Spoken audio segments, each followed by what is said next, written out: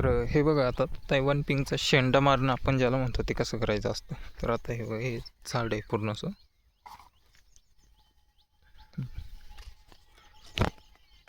तर काय करायचं याला, हा तर फुटवा आहे, हे असं तोडून टाकायचं एवढं.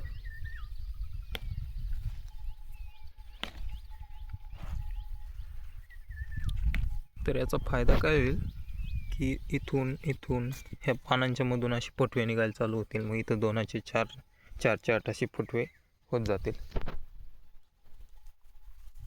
तर इथला पण काढायचा.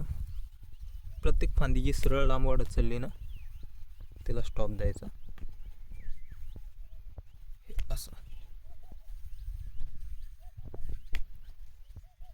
आता काय होईल, हे वाढ स्टॉप होईल आणि फुटवे चालू होतील परत. म्हणजे झाड डबल खालून वरती यायला चालू होईल.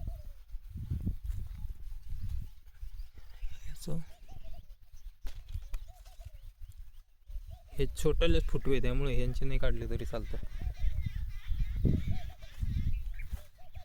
त्याचे पण नाही. ह्याच तर असे शेंडे कट करायचे असतील. थँक्यू.